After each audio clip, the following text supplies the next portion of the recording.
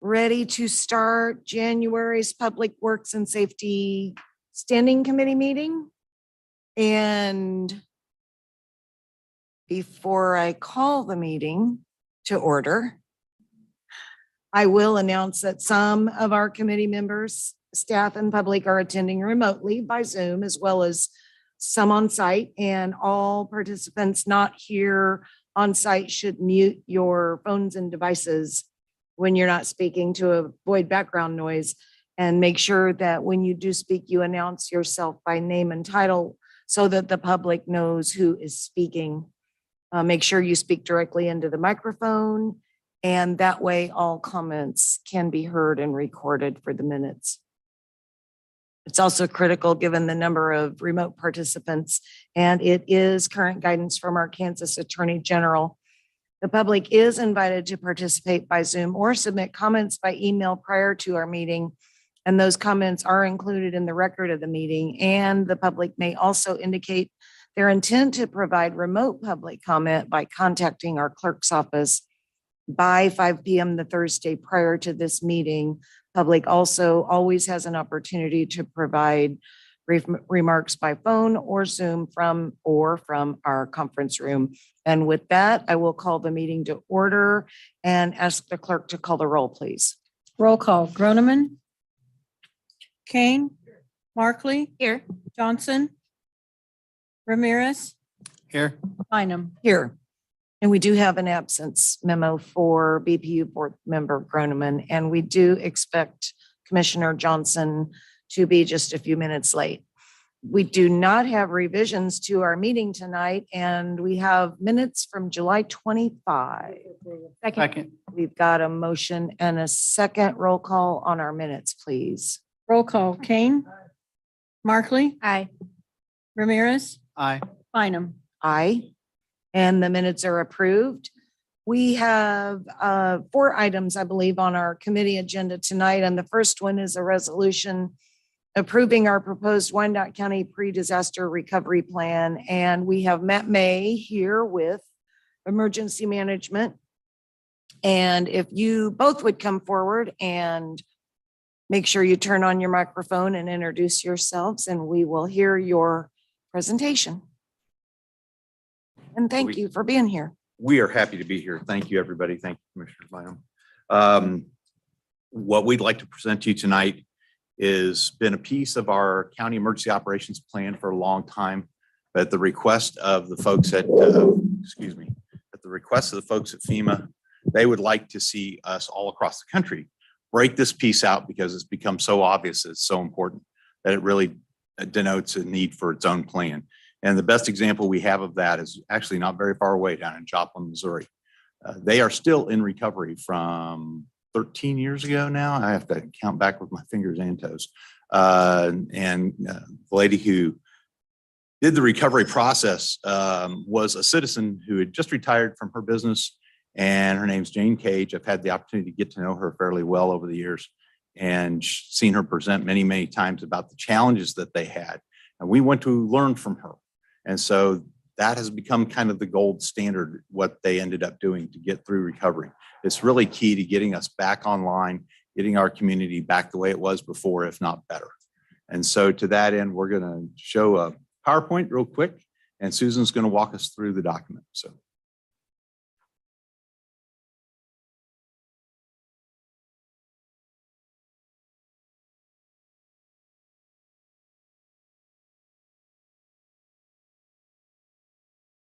All right, here we go.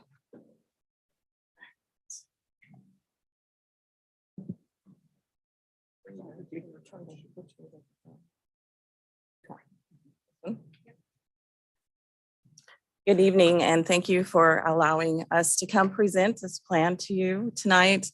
I'm Susan McMahon. I'm the Deputy Director of the Emergency Management Department, and I also oversee the Planning Department.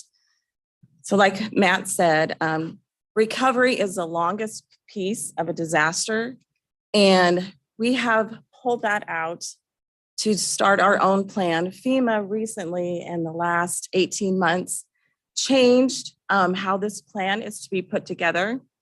So we are meeting with this plan, the FEMA requirements for a pre-disaster recovery plan. It is, like Matt was saying, Joplin was 12, 13 years. They are still not deemed recovered by FEMA standards. Here in Kansas, Greensburg took 9 years to be deemed recovered. So like the beginning of this presentation, it says that we're in this for the long haul, and recovery is a gigantic piece. And to have a pre-disaster recovery plan, it will promote effectiveness, will expedite us getting back on our feet and do the things that we need to do on long-term basis to make sure we are successful and that our community not only is returned back to the status it was before the disaster, but now FEMA is really pushing us to be better and to implement more strategic urban planning and different things like that, so we don't have the same problems if we have a disaster next time. We use this recovery continuum throughout the whole plan. If you have looked through it, it's in every recovery support function, which I'll refer to as RSFs. We're right in the green, that very first piece. We're in the preparedness part of it and trying to be ready to move forward, to have plans in place. This document was prepared with, when we go into the RSFs, when you look into it, it has a coordinating agency, a primary agency, and a support agency. So the coordinating agencies and the primary agencies in each one of these has sat with us in a workshop, work through what we need to bring forward in that particular piece of theirs. And it also assigns responsibilities to the coordinating and primary pieces and departments that are in this plan. So we'll start off with community planning and capacity building. That is RSF number 1. So again, it is how to expedite recovery, how to get our community back, to at least normal, if not better. The community-based recovery planning is extremely, we have community departments within the UG itself, and they partnered with us. And when you go into the plan, into that RSF, you will see that community development, planning, and urban design are our key folks that help us create this piece. And so that is where we're with that one. If I can jump in, just to add one thing, we know that our urban planning department is working very hard to work on that master plan. This is very closely tied to that. In fact, I would say it's really the backbone of this particular RSF, is to make sure that you've got that plan in place. And so it makes it even, we're leveraging work that's already being done to make this even better. 2 is about economic recovery. So how do we have the ability to return our economic status? Our business activities, which we saw through the pandemic, our small businesses sacrificed, and some of them did not come back. The average business, if it does not have a continuity of operations plan or a emergency operations plan, 40 to 60% of businesses do not come back after a disaster. So those are things that we really push through the economic side of the house, is how to get our businesses prepared to handle being out of business for a while, rebuilding, and different things like that, and how to get our economic growth back. I think 2020, we were very successful in economic growth on the big picture of big companies. But when it came to our small businesses, they were really, really struggling. 3 is health and social services. So this is how are we going to keep our people safe during, sorry, post-disaster situations, what that framework and support looks like.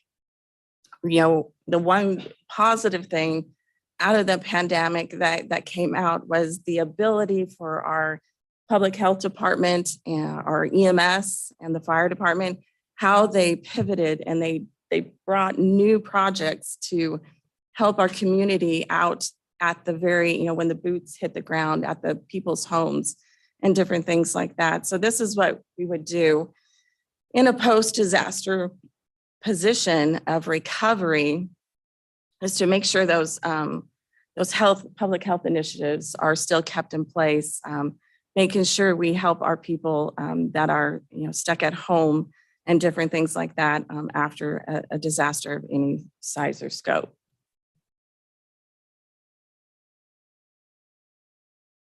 Number 4 is housing. And even in a blue sky day, which we are in right now, which means it's good. There's nothing on the horizon right this moment that we have to really super worry about. But on those blue sky days, we still have a problem with housing here in Wyandotte County, let alone, you know, take a tornado, EF3 or better through the core of our community.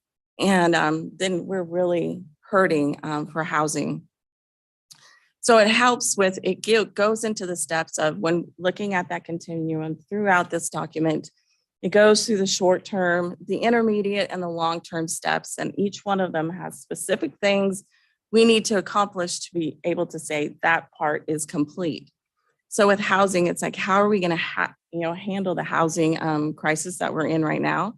How are we going to recover? Because a lot of people, if you go back to Greensburg, the median age of Greensburg was like 60s and 70s before the disaster. And then now it's in their 30s and 40s. A lot of those people, especially the elderly, did not rebuild their homes. They did not come back to town. And those kind of things are things we have to plan for. We already have that situation in some of our housing issues. Is the family, the house has been passed down through generations and it's just sitting there. And if it is partial destroyed or completely destroyed, are they actually going to rebuild? So those are the things that we really need to pay attention to. Housing is really one of my things that I'm really passionate about, is trying to make sure that our people in our community have what they need to be successful. And 5 is infrastructure systems. So this is the Turner diagonal picture. How to facilitate restoration of key major life safety entities that we have to have in order to survive. So that is waters, that is the transportation system itself, which includes anything from air, road, rail, and those kind of things. How are we going to get things, any products into our community when a disaster happens? Food production. You know, we are very high in the infrastructure of Fairfax. We have the second largest rail yard in the United States, right down the road from us. Those kind of things, our water, wastewater, all of that, energy, everything comes into this one. So how are we going to get everything back on? You know, during an ice storm, we can be without power, some places without power for weeks. Can we actually do that in a urban setting? No, our hospitals need power, they need water, they need everything they can do because they're the ones that are handling all the life safety issues that came from that disaster. So how to support them, how to get our community back and running. We collaborate across all UG. We've had almost every department within our office at some form in a planning position for all the plans. This is my 4th plan in 2.5 years. We encourage all of those departments to come in and work side by side with us to ensure that we have the capability to make sure we have what is needed when it is needed. And if there's any hiccups, that we work through that as a team. 6 is about our natural and cultural resources. So that is how are we going to preserve and conserve, rehabilitate, restore natural and cultural resources. Part of that county emergency operations plan Matt was referring to earlier has a piece in there about natural resources and historical buildings and things like that. How are we going to protect them when it comes to rebuilding them in the way they have to be rebuilt, making sure that we get everything back to at least normal, if not better. And we have numerous different areas within the community that has specific assignments set to it that we really have to pay attention to, because when you get into the historical side of things or the cultural, the natural side of things, there are specific federal laws, cultural resources and things that we need across. We have, I think, at least 16 different languages that are spoke in the UG. And so that comes with a lot of cultural information that we need to have, and we need to make sure that no matter who is represented in our community, that they have a voice and how their area, their neighborhood is going to be restored. So that is all 6 into a quick little presentation for you. We are asking for, sure. Here's Susan's pat on the back. To our knowledge, no other jurisdiction has done this plan. We are really known in my industry for plagiarizing, or what I call emulating best practices, learning from each other. There was none of that. We have one other jurisdiction, Greene County, Missouri, who's even attempted this before. And by their own admission, their plan is out of date and out of spec as far as the new planning standards are concerned. So what Susan's built here is unique in the 4-state region to the best of our knowledge. So we're really proud of that and proud of the work that's gotten into this. We are nowhere near done by any means, but we want to get this in and in play, because this can be something we have to pull back out of the hat tomorrow. And we know that. So we want it in play. We want you folks to have it in front of you and know where we're going with this, and then know that we'll continue to touch it and be that green document that we expect all of our plans to be, and try and improve it, make it better. And we're going to have some huge meetings of a lot of people that we don't normally talk to outside of our usual standard reach of group. And that's going to include a lot of private industry. It's going to include a lot of these cultural groups that Susan was talking about, and find out what their needs are going to be post-event so that we can try to address them. Are we going to fix them? Nope, not every single one, but we're going to try really hard. But we sure can't do it if we don't know about them. So we're going to be doing a lot of reach out, a lot of community engagement to try and flesh this plan in. It's by our standards pretty small right now. Good job. But it will grow over time to try and address those individual issues. And we stand for questions. Thanks, as usual. My hat's off to you and your department. You just go to your spot and do your work. Hide And, downstairs. Sincerely appreciate it. You always do an amazing job for us. Questions from the committee, and Commissioner Johnson is online. All right, I do have a question. During the pandemic, all of the nonprofits and social service agencies that we saw turn on a dime and respond, have we invited them to this table? Are they included here? It was actually fortuitous that we got to meet a lot of them for the first time. And so, yes, we've invited them to meetings so far. And here comes Commissioner Johnson.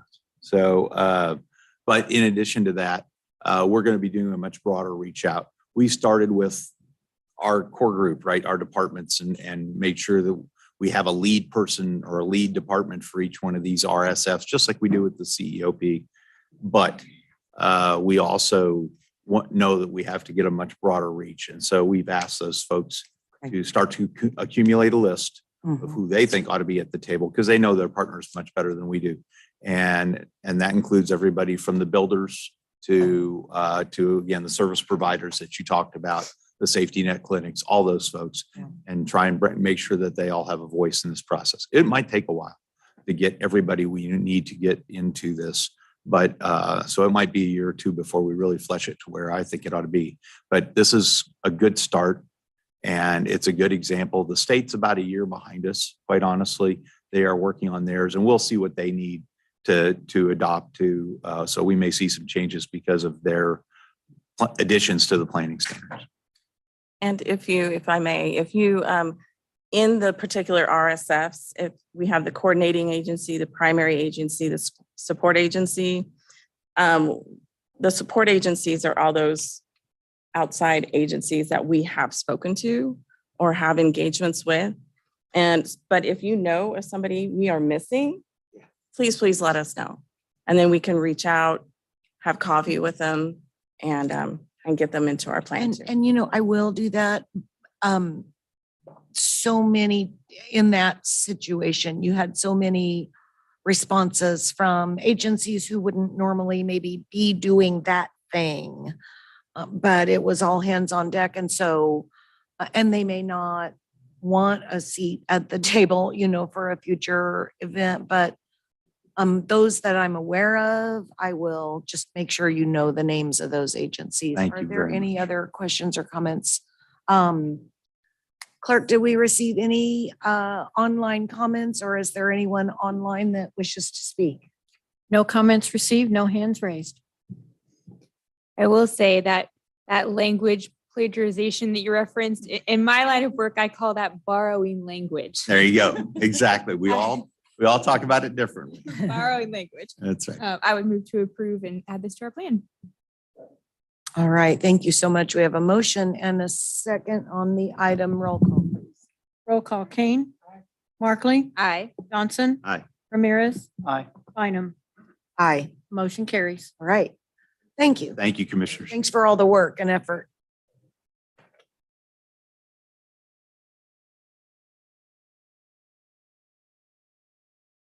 Next, we have an ordinance requesting approval for amendments to Chapter 35 of our traffic code. And we have legal here with Casey Meyer and Mr. Major. Tell me your rank, sir.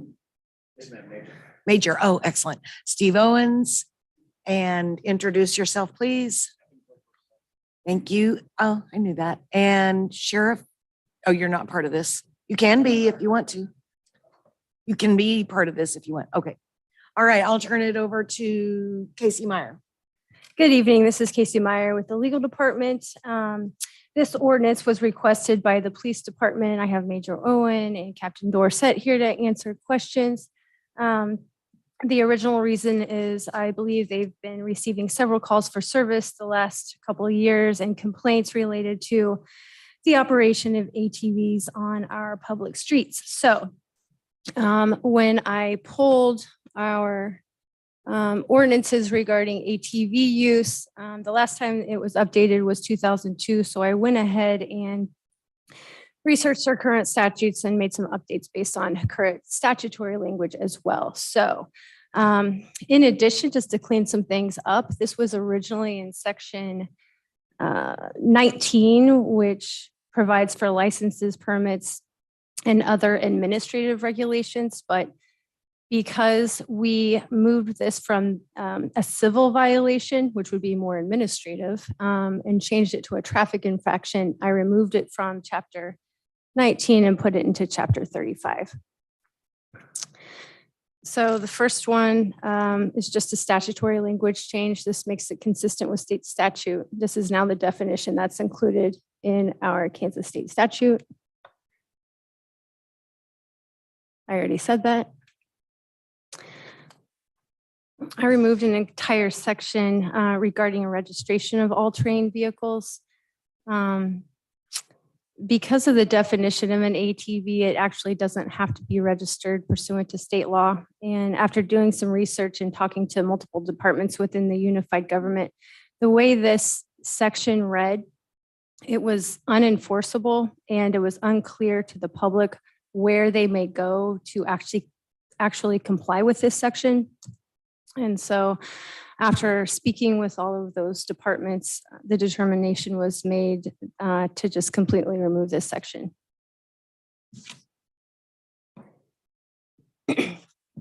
The unsafe use prohibited, I'm not going to go through every single one of these because this is the same language that was already in the ordinance.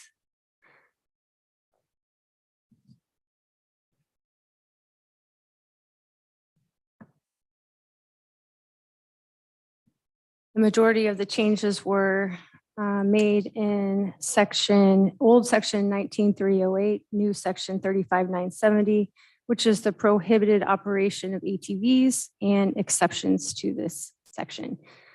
Again, I added several sections which are consistent with state law. Also consistent with many other municipalities' language. So I borrowed from their language as well. And also because the police department is going to be using ATVs, and I will let them talk about that. I built in an exception for our police department, fire department, sheriff's office, and any other unified government department in case they ever have a public use or a unified government use for an ATV, they will be accepted. And finally, we changed the civil violation, which was difficult to enforce because it was civil in nature, to a traffic infraction.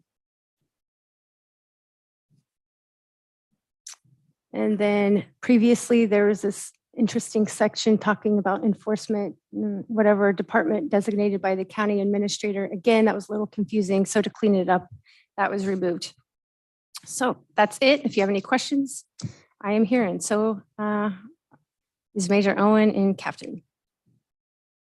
Major Owen, do you want to tell us about the ATV used by the police department?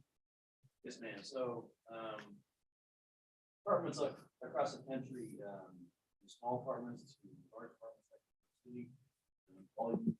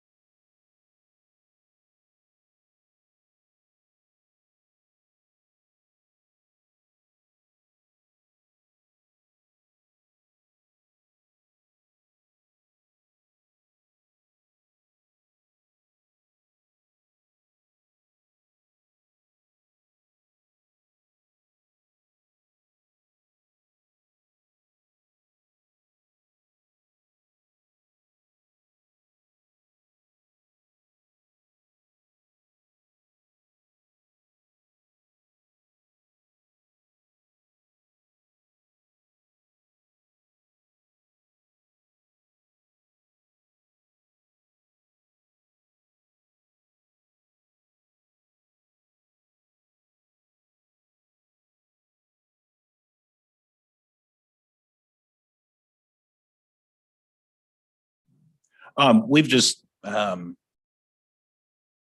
as Major has stated, just several other agencies have been using them for years, and we've learned a lot from their usages just to our large outdoor functions, whether it be something out by the Legends or Lost Child or adults. There's actually, a quite large rural or wooded part of our county that is very inaccessible by either foot or a traditional vehicle. This would give us a lot better access to, and to be able to help those in need much faster. Are there questions or comments? Oh, I Commissioner- tried this a long time ago and they told me I was crazy. So I guess I'm not crazy. I don't know if that's for discussion tonight. Well, ladies, you're not Diane, so you can't say that. Any fair that you go to, Mhm. any parade that you go to, Speedway, American Royal, all these are examples of why you would want to use these. You know, and I got mashed by the police department when I brought it up. And in fact, he's my neighbor. But I think it's an excellent idea. It'll cover more ground. They're more mobile than a vehicle. You know, they're better than a horse because you don't have to clean anything up. You know, this moves us forward. And we've been on the back burner for a while. So can I make a motion? Yes, but I have a question about the traffic law part. Okay. Okay, so I'm just curious, the changes that we're making to the ordinances around ATVs, are those folks are going to be written a ticket and they're going to come to municipal court? Is that right? Or they can just pay the ticket? That's right. Okay. Sorry, that's correct. So if you have someone who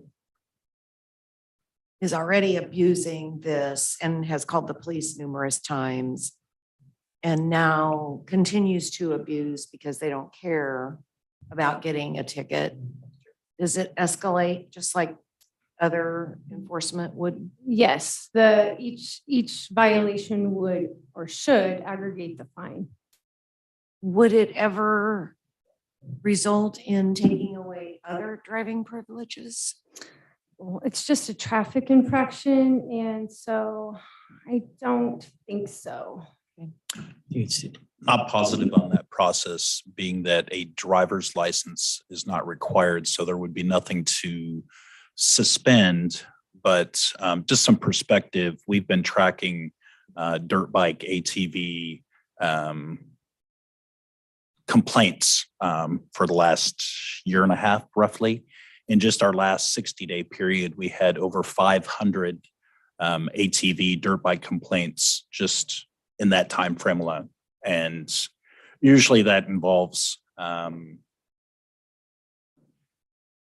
very reckless driver being out on a main thoroughfare, just causing a lot of problems. And this gives officers much more teeth in as far as enforcement, that there is actually a penalty to creating this sort of havoc on the streets. Thank you. And let's see, I had Commissioner Ramirez and then I think Commissioner Johnson. Go ahead. Thank you, Commissioner Bynum.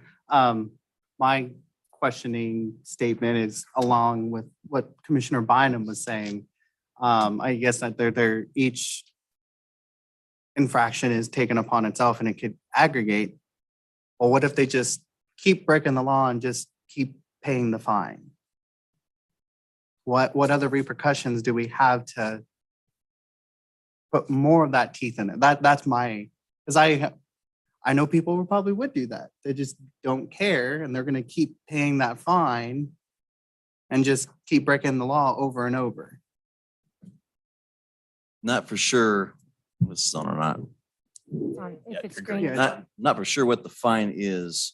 it can vary. So The it's up to a judge, up to $50 to $500. $50 to $500. Again,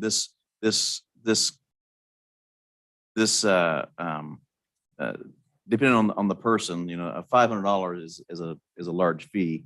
If they continue doing it over a period of time, obviously they're not going to be able to afford to continue to do that. We don't want it to be, we want it to be a educational thing, not necessarily somebody that, obviously we want to punish them, but this is not like a money making, opportunity or nothing like that.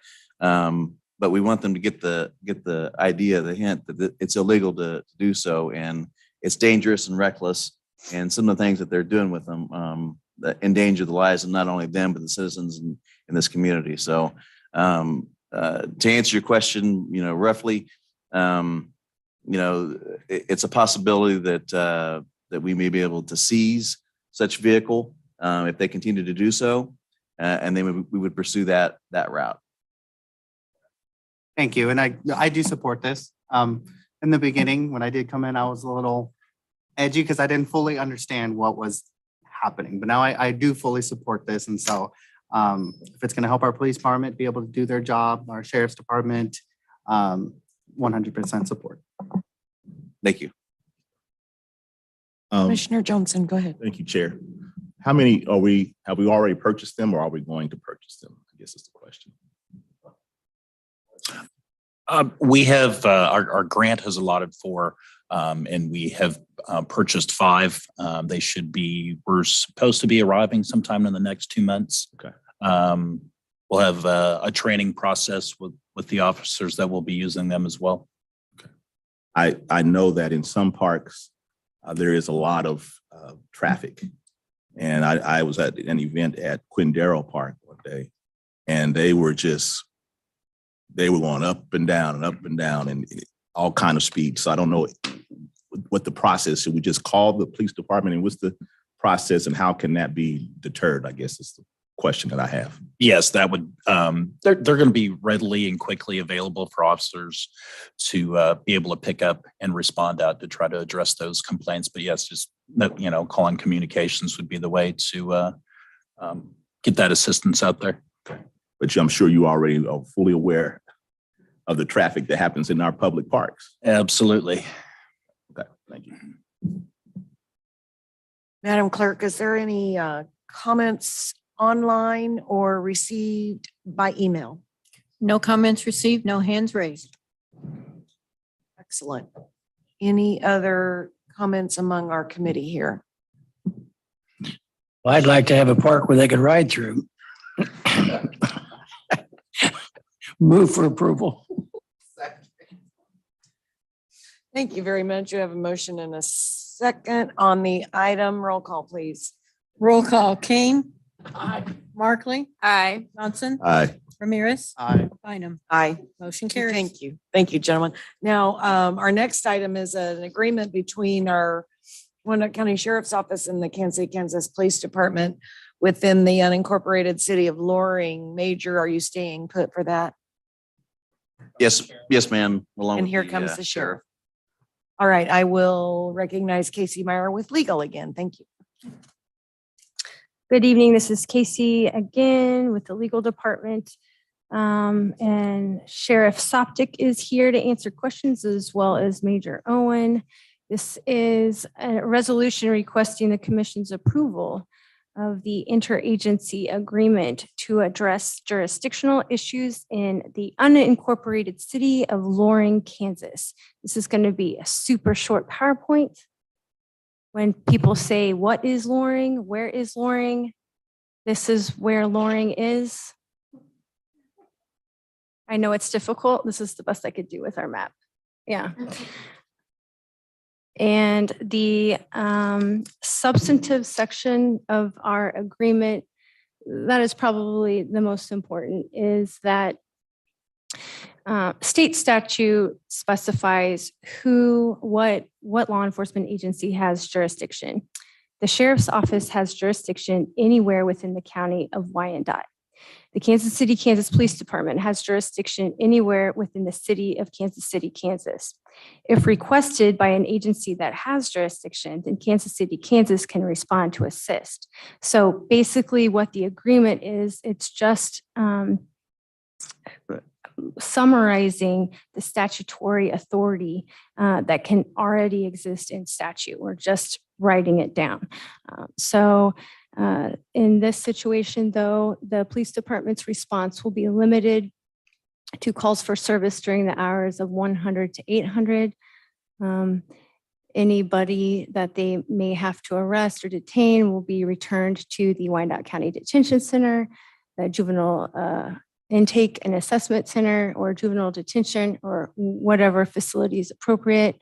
And then if there is any further investigative process that needs to occur, the sheriff's office will take over from there. And the sheriff's office will continue to handle any other calls for service that are outside of those time ranges. Okay, that's very straightforward. Sheriff or Major, anything you need to add to this to clarify? Not from me. I can answer any questions you guys might have. Okay. Questions, comments?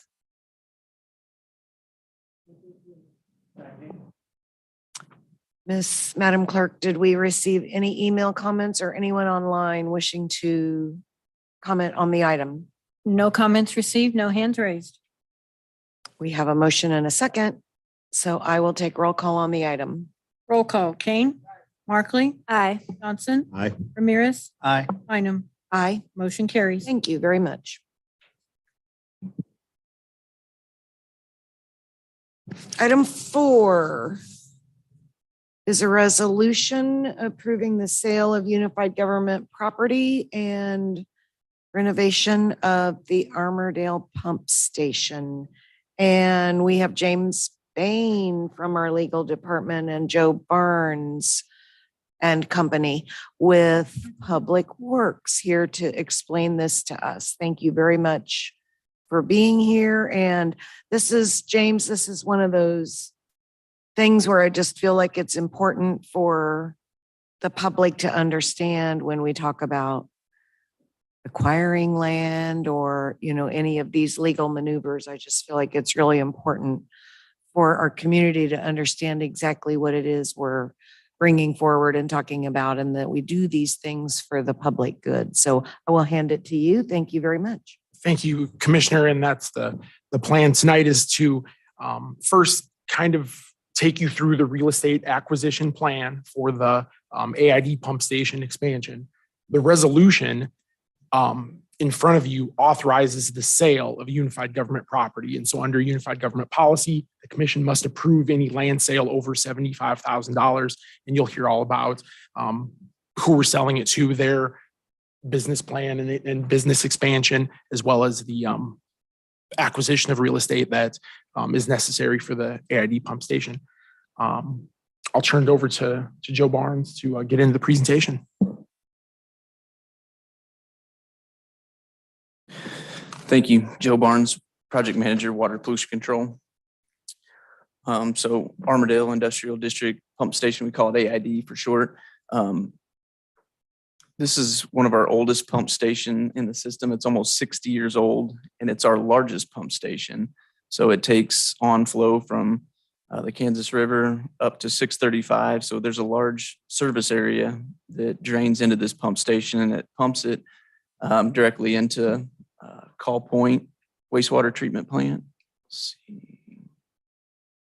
Right there. So we've had 2 recent failures over the past year and a half of failed piping inside of the station.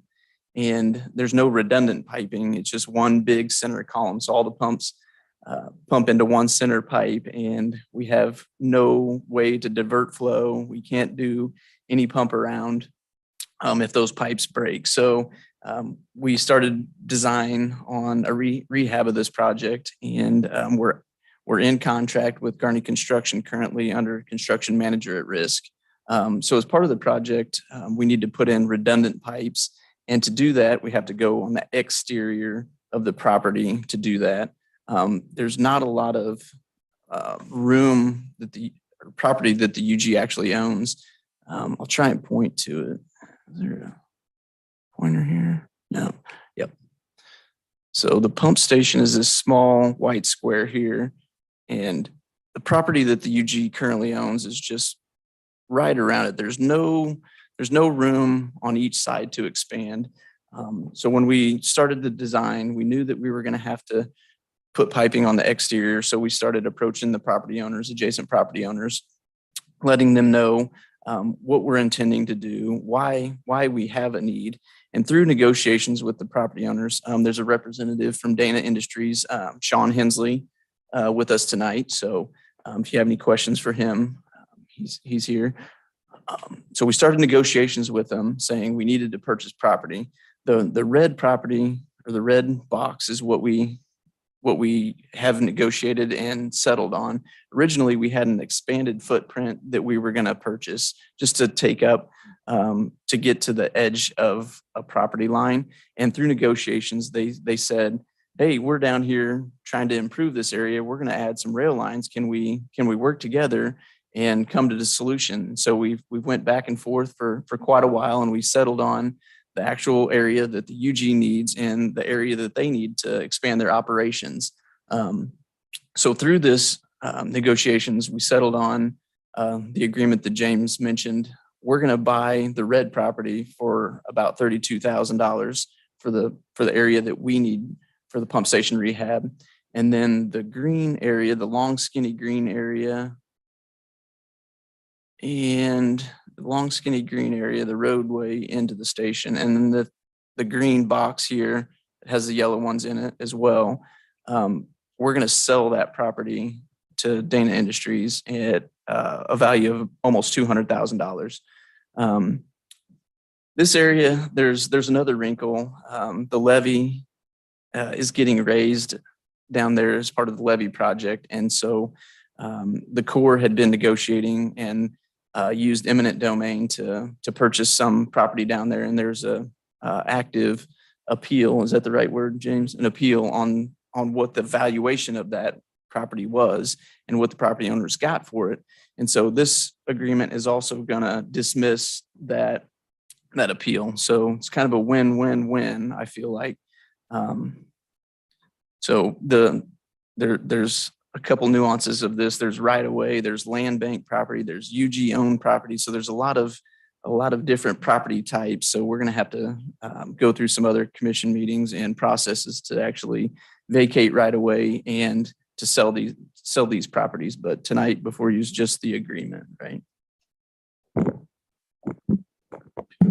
Well, tonight is the approval to sell the UG owned property and agree on the if the right of way is vacated through planning commission and through a future commission, we are receiving money in consideration for that right of way vacation if it happens. And so no documents would be signed tonight or next commission meeting. There's still a few steps, but we went through this, the approval to sell the property first, because if we didn't get that approval, we wouldn't need to go through the vacation process, because there would be another solution to acquire property without selling UG property. But this is the first agreement that that Dana Industries was comfortable with, Unified Government was comfortable with, and so that's why the property sale is before you first. Questions for the gentleman, Joe or James? Yes, sir. There's a couple other slides. Oh, sure, please. So this is just, This is just a drawing of their conceptual layout of additional rail lines down next to the pump station, and the green box is where our pump station is. And they're going to bring 2 new rail lines directly adjacent to that. So that's where we got into the negotiation of how much property do we need versus what do they need for long-term operations. And then, like James has mentioned, come with the resolution today, and then we'll go through the process of abandoning the right of way. And we'll go through the land bank process to change ownership of land bank properties. And then at the end of that process, then we'll actually receive payment for those properties. So that's it. Thank you. Couple of hands up, Commissioner Johnson. I didn't have my hand up initially, but now that we went through the slides, I guess I have a question. The actual amount is 159,000, but the other slide said 191,000, the difference being for what? Yeah, so that was the difference between what the valuation is of what we are going to acquire and what they are going to pay us. Gotcha. Got it. I got it. Commissioner Kane? I know why the redundant lines, but can you explain that? Say that again. The redundant lines, you're going to run 2 of them there, right? Correct. Yep. So currently there's 5 pumps in the pump station. They come into one common header pipe, go out, and then there's one force main to the pump station. And so common practice of pump station design is to have redundant piping in case one side fails, we can have a secondary for long term. Does that make sense? That actually happened at General Motors. They put one pipe in for the waste. It got messed up. So now they got two pipes. All right, move for approval. Excellent. Second. Thank you very much. I just want to say that if someone had told me 5 or 6 years ago that I would care about and be excited about things like pump stations, I think I would have disagreed. But when you bring a win, and a win, it's easy to care about it and be excited about it. And plus, it's really interesting and important. These are the hidden things that make a city operate. So thank you very much. We have a motion and a second. And Madam Clerk, I will ask if there were any comments received or anyone online that would like to comment. No comments received, no hands raised. Roll call, please. Roll call. Kane. Markley. Aye. Johnson. Aye. Ramirez. Aye. Bynum. Aye. Motion carries. Thank you very much.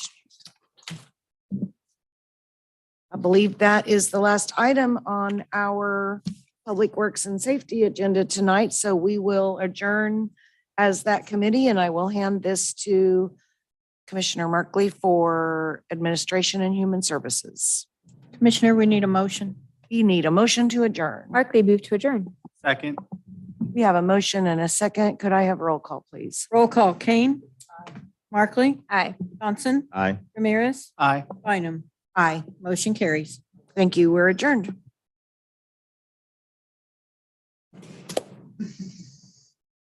All right.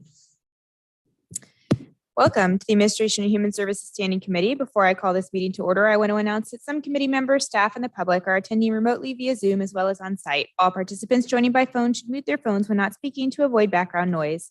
During the meeting, please make sure you announce yourself by name and title every time you speak so the public that is observing knows who is speaking. When speaking, be sure to speak directly into a microphone so that all comments are heard and recorded and the record of the meeting is accurate. This is critical given the number of remote participants and is current guidance from the Kansas Attorney General. The public is allowed to participate by Zoom or submit comments by email prior to the meeting, and those comments will be included in the record of the meeting. The public may also indicate their intent to provide remote public comment by contacting the clerk's office by 5 p.m. the Thursday before the meeting. The public also will have an opportunity to provide brief public comments either by telephone or via Zoom from the 5th floor conference room of the municipal office building. I will now call this meeting of the Administration and Human Services Standing Committee to order. Would the clerk please call the roll? Roll call. Kane. Johnson. Here. Ramirez. Here. Bynum. Here. Markley. Here. There are no revisions to tonight's agenda. Our first order of business is the approval of minutes from our July 25th, 2022 meeting. Is there a motion for approval? Fine, I'm so moved. Second. We have a motion and a second. Roll call. Roll call. Kane. Johnson. Aye. Ramirez. Aye. Bynum. Aye. Markley. Aye. Motion carries. Thank you very much.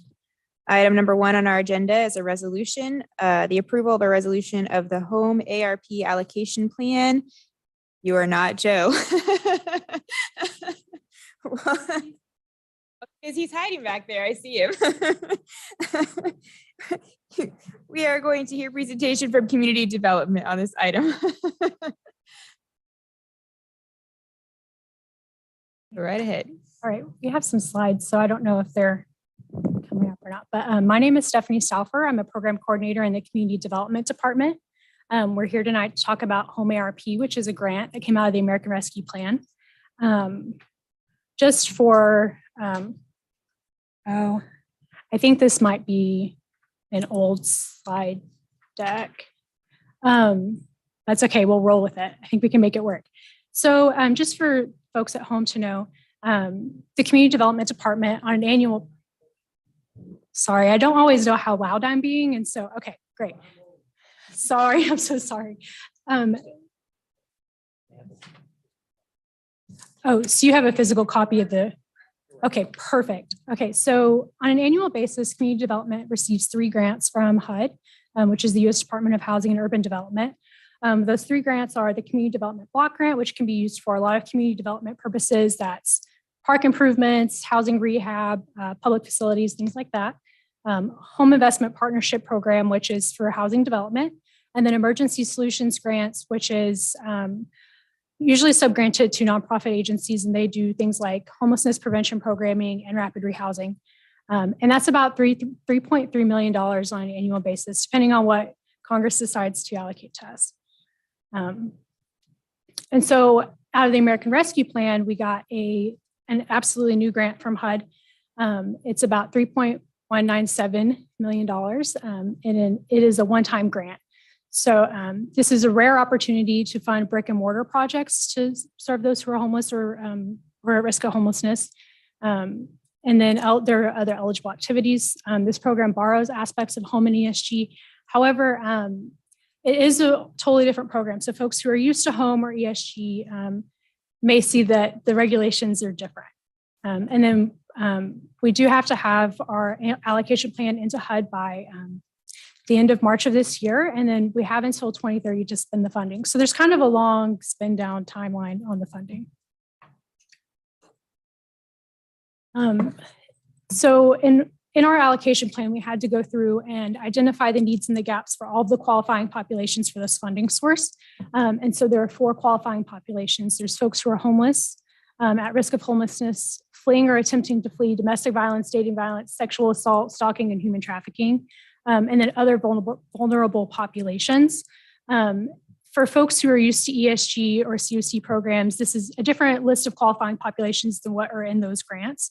Usually when you see the homeless definition under HUD, folks who are experiencing domestic violence would fall under that definition. And so it's important to understand that this really is a unique program, and folks who are used to those other funding sources may get tripped up. They're looking at those definitions.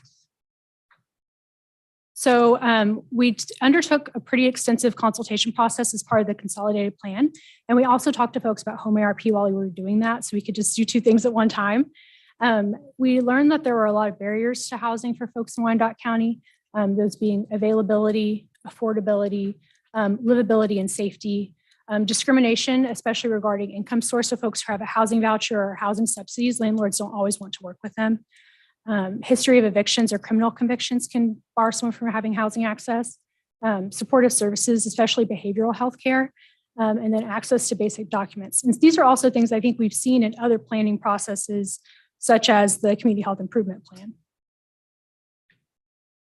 We also looked at a lot of data sources. So the continuum of care for the Kansas City region is the Greater Kansas City Coalition to End Homelessness. And so every year they do a point in time count. It's this one night in January, they go out and they try to canvass and capture all the folks who are living unsheltered in our community. In 2021, they counted 150 individuals. Of course, 2021 was a really weird year, so we're not sure how accurate that number is, but we also pulled in a lot of other alternative data sources. So I talked to KCKPD Community Policing, and they keep track of the total individuals that they have contact with in a year. And you can see that number is a lot higher. In 2021, they had contact with 489 individuals who were unsheltered in our community. And so we're going to propose 4 activities. We did consider all of the whole range of home ARP activities, given the size of our grant. Although almost $3.3 million sounds like a lot of money, it's not when you start looking at the eligible activities and building something. Brick and mortar projects are very expensive.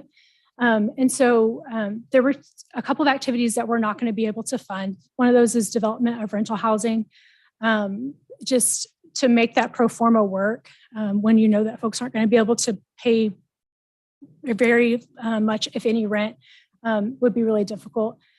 The state of Kansas has allocated $7 million to that activity with their grant, and they're going to get only 20 units. So that's not a lot of bang for your buck when you're talking about the size of our grant.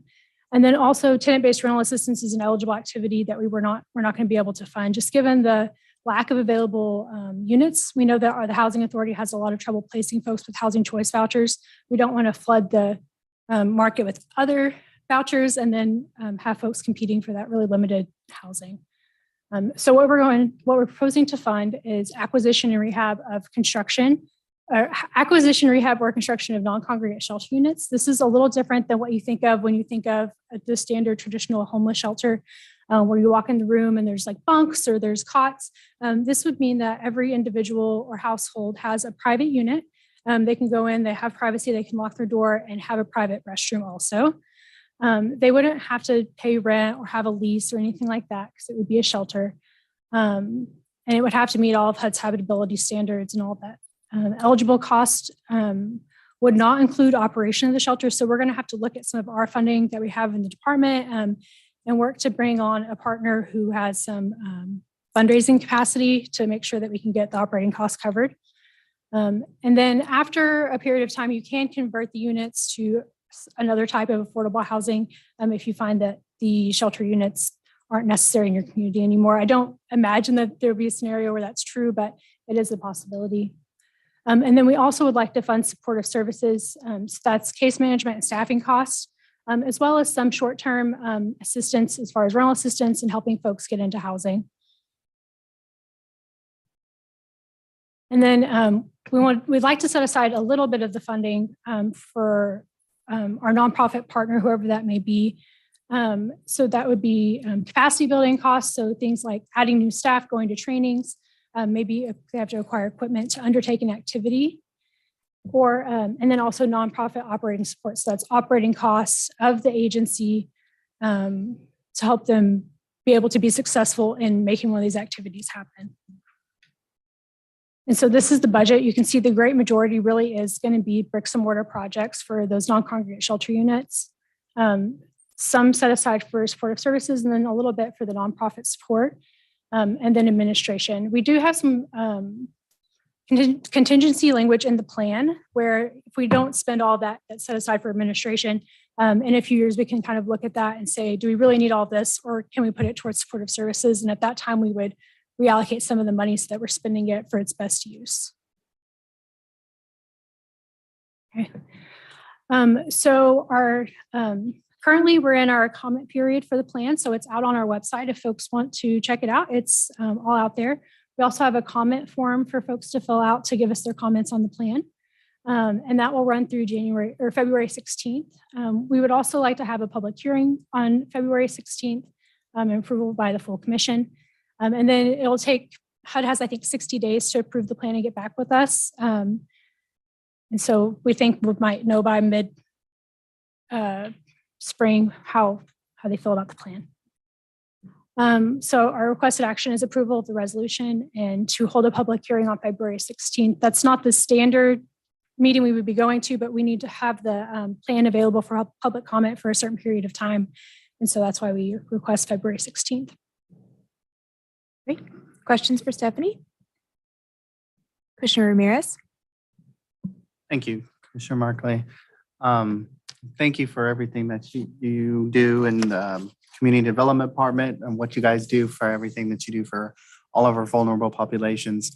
You mentioned something and I'm curious, I don't know if this is a question that our Community Development Department can answer or if our Housing Authority can answer. How many in a year, how many vouchers are sent back because they just cannot be used or landlords won't accept them?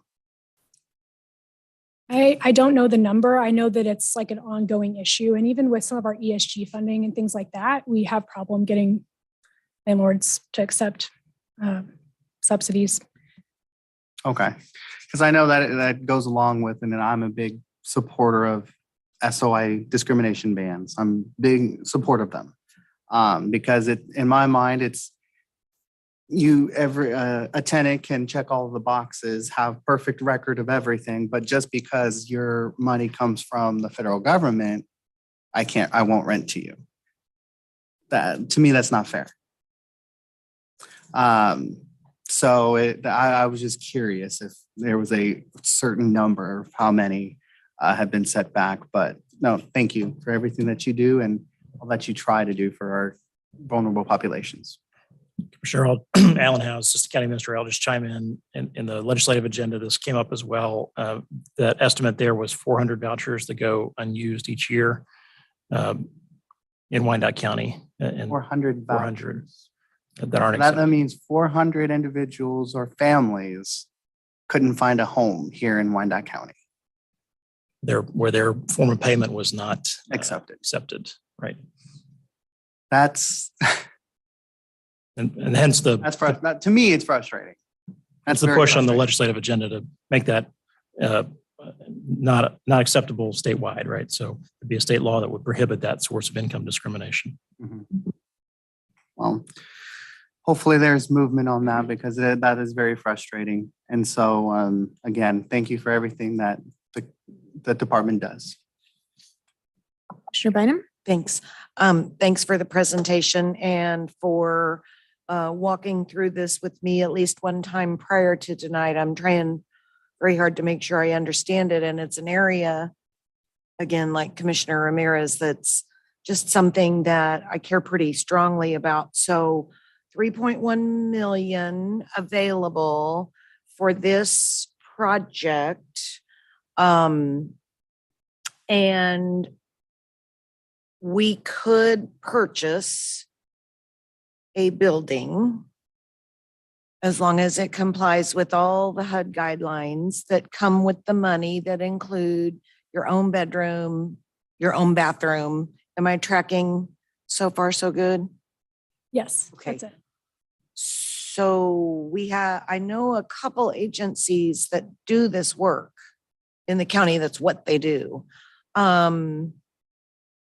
Would it be a situation where we purchase something and then we take them on as the nonprofit partner that manages it and coordinates it? Is that one of the directions that you are contemplating here? Yeah, I don't think that we have like a process formalized at this point. It's pretty open. Okay. We know we want to probably be do some sort of competitive process and take on proposals. We know we're not the subject matter experts, and so we would like to see what other folks have, what they would propose. Something collaborative would be great. I know that, the collective impact is a really big deal. It's a kind of like emerging practice. And so we'd love to get something like that. I'm glad. I don't think that we would be the operator. Like we would want to bring someone on who knows what they're doing and which makes be a lot of successful. sense, Yeah. right? So, it's good and frustrating at the same time to me because we probably do need to put in that time. As you say, first we have to have the public come in and do these required steps.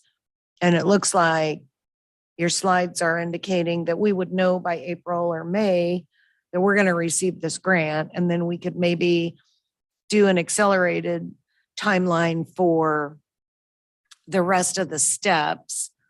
When you look at spending this kind of money through, I think you said 2030, now that's not that much money, but if we were able to purchase something and bring on a partner and really actually house people, I think sometimes what's frustrating is that we're so caught up in so many rules. You walked us through a few of the rules, why we can't use it on vouchers, because there aren't enough places that will take them. The various scenarios that you can walk us through as to why here we have this great grant opportunity and yet item A is not a good fit for Wyandotte and item B is not a good fit for Wyandotte, because one of the things that we need desperately is a permanent overnight shelter. And yet I don't think we can use this money for that unless it can be your own room, your own bathroom. It can't be a congregate shelter. Right. So, there's that, because it would be beautiful to be able to put this money into a true shelter, but we cannot do that. So we're going to do the next best thing that this money allows, if I'm understanding what you've presented. And I'm fully on board to support everything you do because it's such a tremendous need. And it is just kind of one piece of this whole housing challenge that we face here in Wyandotte, but it could be a really significant one. So I wholeheartedly support it. Willing to make a motion if that's needed to I don't know if it's needed. Is it an action item? We have to approve the resolution so that it can go for the public hearing. Excellent. Well, I would make a motion to approve the resolution. A motion and a second. Were there any other questions or comments from the commission? Clerk, any comments from anyone online or from the public? No comments received, no hands raised. Thank you. And anyone here from the public wishing to speak? All right, roll call on the motion. Roll call. Kane. Johnson. Aye. Ramirez. Aye. Bynum. Aye. Markley. Aye. Motion carries. Thanks so much. Thanks, Stephanie. All right, item number 2, our last item is the acceptance of a grant from KDOT's Access Innovation and Collaboration Fund totaling $1,253,390 to fund public transportation related projects. Ryan Hurst is here to present. Welcome. Looks like he has a couple of team members with him too.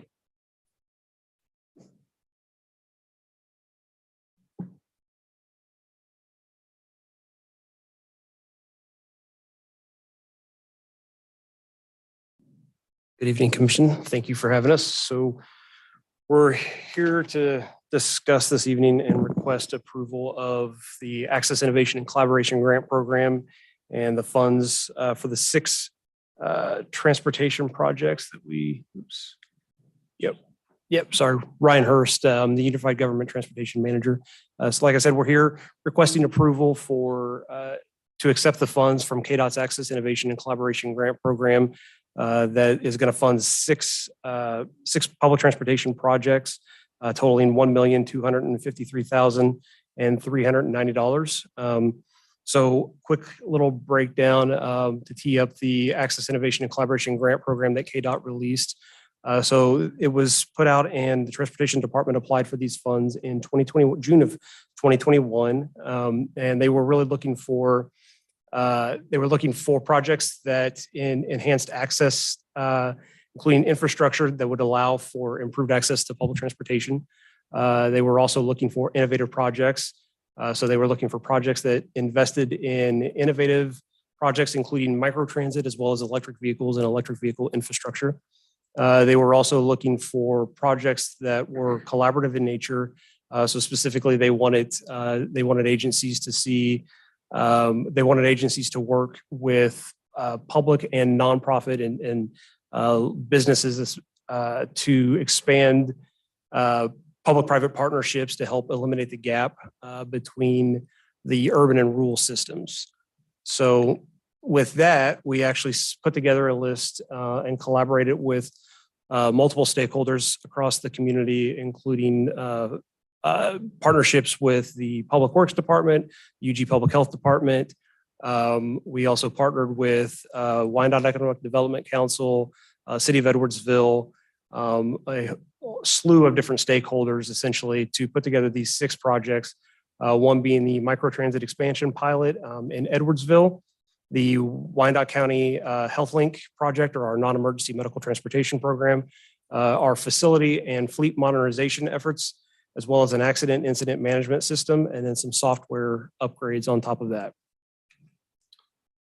So a little bit about microtransit and kind of what that is. So microtransit is a public transit ride hailing option that uses smaller vehicles within a designated service area.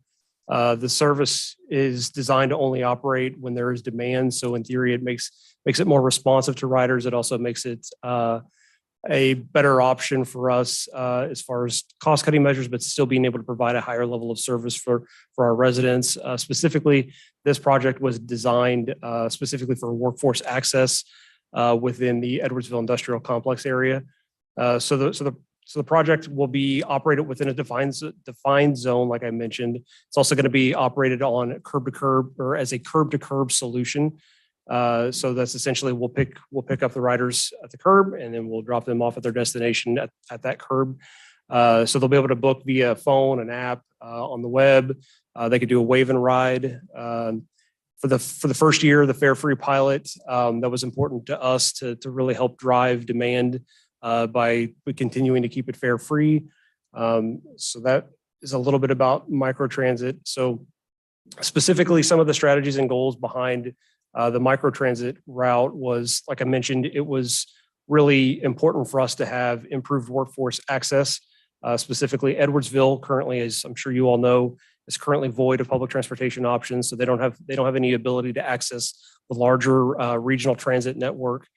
So by having this project in place, essentially we'll be providing those employers the opportunity to reach out and recruit and get employees for their businesses throughout the larger regional network through the 101 State Avenue route that makes a connection into downtown KCMO.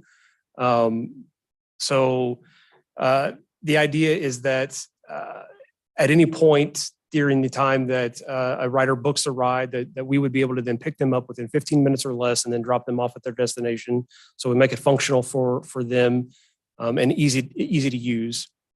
Another thing that is noteworthy that this project is also in keeping with the regional climate action plan of net zero emissions by 2050. And we do that we also incorporated an electric vehicle into this project, as well as EV charging infrastructure that we'll be able to install to be able to charge while the vehicle is still out in the field.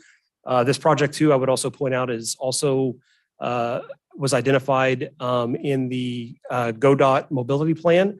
And the work originally came about through work that the community or the Wyandotte County Public Health Department did in collaboration with the CHIP, the Community Health Improvement Plan process, is sort of where that came from between their work and Wyandotte Economic Development Council. So then move on from there. So we've got the WICO HealthLink non-emergency medical transportation pilot as the second project. So Wyandotte County HealthLink is a non-emergency medical transportation program that aims to increase access to fare-free, high-quality, as well as culturally sensitive non-emergency medical transportation services within the community. So a couple of noteworthy things about this project. So it really is a partnership between the Unified Government Transportation Department as well as the Public Health Department, and then all of the participating clinics that you see there up on the screen. The idea was that Wyandotte County HealthLink, or one of the things that we're most proud of, is that Wyandotte County HealthLink is the first project that partners with all of the safety net clinics within Wyandotte County. So that's something that we're definitely proud about and hope to see this project continue to expand. So to that end, one thing that I did also want to mention is this program is actually already up and running. It was funded originally through ARPA. So the idea for this project came again through the CHIP and the program, or in the work that the Public Health Department did. But then we were also able to expand it and get ARPA funding. So this project technically already launched August 1st of 2022. To date, we've done around 270 rides. So that we're averaging about 2.5 per business day already. So these are folks that we're able to get to any of the safety net clinics that have already established care with those safety net clinics. So very, very excited about this project too, as we are basically all of these projects. So the next project that we have here is the bus facility modernization project. And so this one's going to fund several capital improvements at the UG Fleet Center that's located at 5033 State Avenue. So these improvements are going to include things such as a heating system for the cold storage building. So the cold storage building, as you can see there on the screen, at least some of it, you can see this is where all of our vehicles are housed and cleaned to get ready for the next day of service. As you can imagine, it gets quite cold in the wintertime in Kansas, and this is where our vehicles are cleaned. So that has created several challenges for us throughout the years of being able to clean these vehicles in sub-zero temperatures. It also has created safety and health and wellness concerns for both our employees, but also for our riders. If we try to mop the floors of these vehicles, the night before, and then they freeze over because they're in a cold building all night long, and then we put them out first thing in the morning, obviously those floors are slick. So we're really excited about the opportunity, and so are our operators are very excited about the opportunity to have this facility heated. I believe the facility was originally heated back when it was built, and Jeff Miles could speak to that here in a little bit more than I can. But that heating system has long since been not working. So additionally, in addition to that, we're also looking at the installation of 6 fast opening garage doors. So these garage doors are going to allow our operators to be able to pull right up to those doors. Their doors are going to open. We're going to be able to pull through. They're going to immediately close behind them. So that's going to cut down obviously on draft, cold, winds and everything like that, but also helping to secure the building and all of our equipment that we have in there. Additionally, we're looking for some updates at the existing car wash that is actually housed on this site. That's going to include garage doors, I believe, as well as some just enhancements to the actual car wash system, or I guess truck wash system that's there. And then we're going to also be purchasing 2 new security gates that'll be there at the front entrance to help better secure the facility. So the next thing that we're looking at is the fleet modernization project. And so this project will provide funding for the purchase and installation of automatic passenger counters for all of our fixed route vehicles. So this is really just going to allow us to automate the process of tracking folks that get on and get off of our vehicles. It'll really help us drill down to the stop level of where our folks are coming from, where they're riding the vehicles, where they're exiting the vehicles, which will have several positive benefits for us as we move forward in our various planning processes. So the next thing is automated or auto voice announcement systems. So this is just a system that basically automates letting the passengers know what stop they're coming up to. So that way, if they're visually impaired or if they're just, reading or whatever they're doing and they're just not paying attention, it'll have an automatic announcement that will display as we get close to various stops along each of the fixed routes. Currently, this process has to be done manually by our operator, so that'll cut down on some of the distracted driving and that type of thing. The last thing here for this project is we're looking at the purchase of some hybrid conversion systems for the existing vehicles within our fleet. So the benefits of this are pretty self-explanatory. We're looking to use less fuel and just do a better job overall of having a greener fleet. So the next thing here that we're looking at is an accident incident management system. So this project is going to help us procure a cloud-based software solution to help us better manage and stay in compliant with FTA's Public Transportation Agency Safety Plan, or the PTASP. So the PTASP basically is just our plan for safety within our transit agency itself. So this is going to allow us to track various safety events, do a better job of understanding, where we are seeing maybe trends in our safety events, whether it's, maybe we're seeing more collisions with fixed objects, or maybe we're seeing more passenger falls, and will really allow us to be more proactive the way that we go about our training by being able to analyze that data and have that data on hand. So definitely also very excited about this. And we think that this will really help us tailor our training systems for our operators and just overall help make our transit network safer here in Wyandotte County.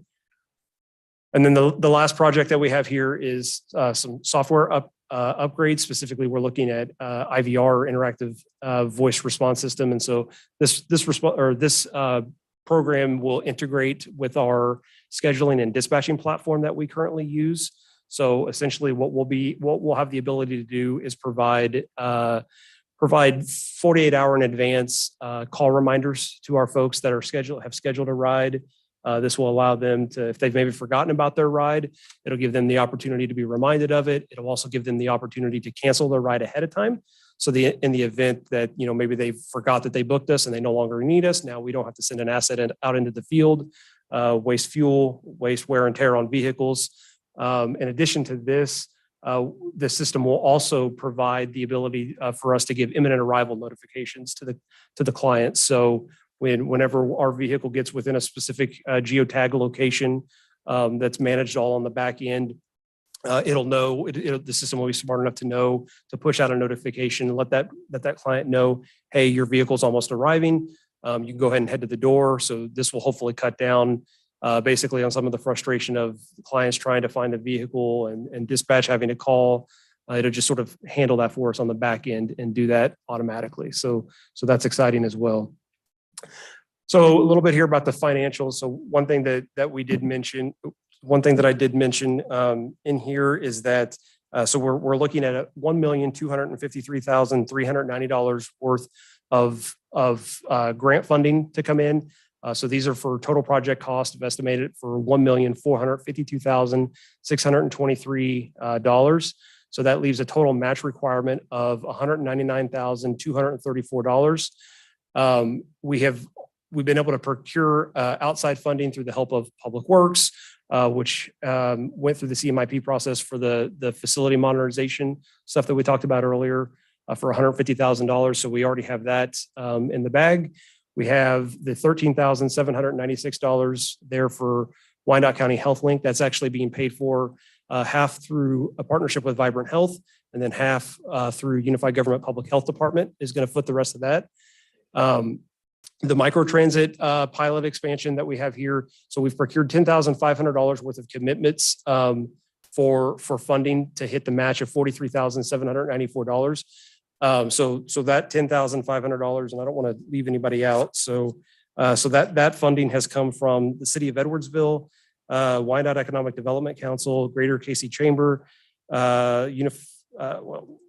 and then several local businesses, specifically within the Edwardsville Industrial Complex area. The remaining $33,294 is actually funding that's coming directly from the UG Transit's budget. Again, nothing here is a new ask tonight. All of this funding is already secured and ready to go. So the accident incident management system, we're going to be looking at out of the transit's budget, $1,700. The fleet modernization, again, same thing, $30,160 from UG Transit. And again, that money is it's already allotted and accounted for. So no new ask there either. And then the software upgrades, you're looking at $1,840 for those. For a total of $66,994 if you don't include the $150,000 that's already been allocated through the CMIP process from Public Works, and then the $7,000 or so from the Public Health Department. The rest of it is outside funding from grants or commitments.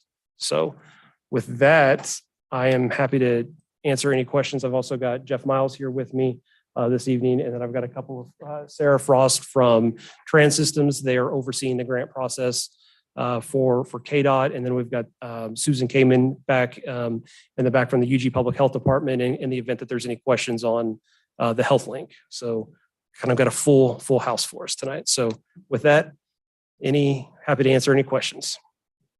Thanks so much, and welcome to your full house. Several of these projects are projects that through Mid-America Regional Council, I've seen other cities doing and that I've been jealous of. So I'm super excited to see that happening here for us, and particularly through this funding stream. Commissioner Bynum? Thank you. Go back to the slide with the dollars, the very last one. If I just want to understand correctly what you just said to us, which I think was that for dollar amount that'll show up in a minute, it's somewhere between 66 and 174,000, I guess. It's the second to the last slide.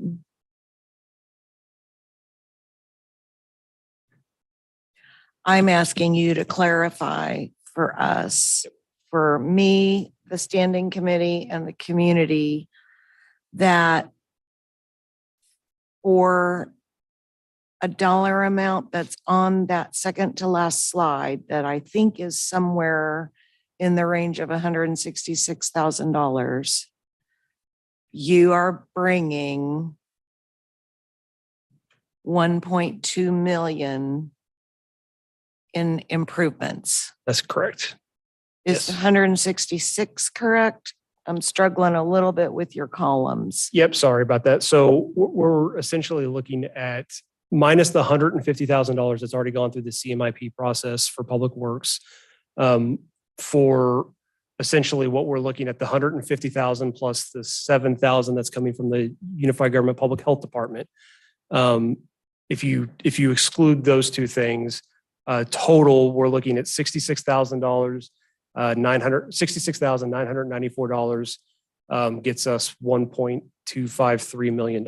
Yes. This is an amazing return on investment, is the point that I'm trying to make. This is the innovation that we see in this department on a regular basis, and I'm super proud. question for you on your non-emergency medical transportation program. Are you able to collect like rider satisfaction? Have you been able to capture data about whether folks are pleased with the experience? Yeah, so we are currently working on that as a part of the original ARPA project. That was one of the areas that we are utilizing, or that we are trying to develop what that survey data looks like and the best way to actually implement that survey so that it's the most useful that it can be. But yes, that's something that we are actively working on. And I don't know, Susan, if there's anything that you would want to add to that. Yep. It's a great program, that transportation program. We always know through the community health improvement plan that transportation is one of the barriers to access. So thanks for that. And I feel like I had another question, but it's gone, so I'll let it go. I'll let somebody else talk. Commissioner Ramirez. Thank you. Just second what Commissioner Bynum said of the innovation, and I always feel our transportation and public works department is light years ahead. I feel like every time you come to us, I never have to ask a question, because you always have the information there. You always just innovate all the time. And I'm happy that you're leveraging not only with the money that we have, but also the outside funding and creating those partnerships and partners out in the community. So thank you for that, for all that you do.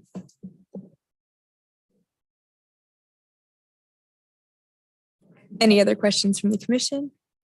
Jeff Miles, go ahead. I'd just like to thank Ryan and the transit team, not only for this project, but since I've been in Fleet for 3+ years and now going off to do something else at this point, but they've always been innovative. Commissioner Ramirez said about finding potential grant money, turning over every possible rock, not only for their department, but for the Fleet department with lifts, diagnostic software, things like that. When Ryan personally came to me this last year and said, hey, we have this opportunity, let's put our heads together. He spearheaded meetings with our team, really pulled this information out of us that not only benefits transit, but benefits all the tenants that populate the Fleet Center. So I just wanted to applaud Ryan for his efforts. He did a fantastic job. Thanks, Jeff. Anything else from the commission? Clerk, any comments from the public or anyone online wishing to speak? We do have a public comment from Carolyn Kahar. Okay. Thank you for your consideration for the Edwardsville Microtransit Pilot Plan. This will be a valuable asset to the workforce and employment in Wyandotte County and Edwardsville. This project will allow people who have issues with transportation to be dropped off at their place of employment, benefiting employer and employee alike. Like any new endeavor, it is best to make sure that the project is best fitting the need. I suggest giving it a run for 2 to 3 years, making sure it is being utilized for its intended sole purpose of job security and workforce efficiency, providing transportation directly to the workplace of employees without a ride, reevaluating if needed. Thank you for your support, time, and consideration. And no hands are raised online. Thanks, Clerk, and thanks to Mayor Kahar for sharing her comments. Anyone here from the public who wants to speak here in the room?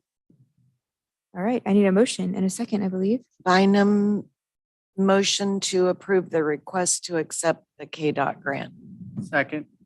I have a motion and a second. Roll call, please. Roll call, Kane. Johnson. Aye. Ramirez. Aye. Bynum. Aye. Markley. Aye. Motion carries. Thanks so much, Ryan and team. That concludes our meeting this evening. I'll entertain a motion to adjourn. Bynum, so moved. Second. Roll call, please. Roll call, Kane. Johnson. Aye. Ramirez. Aye. Bynum. Aye. Markley. Aye. Motion carries. Thanks, everyone.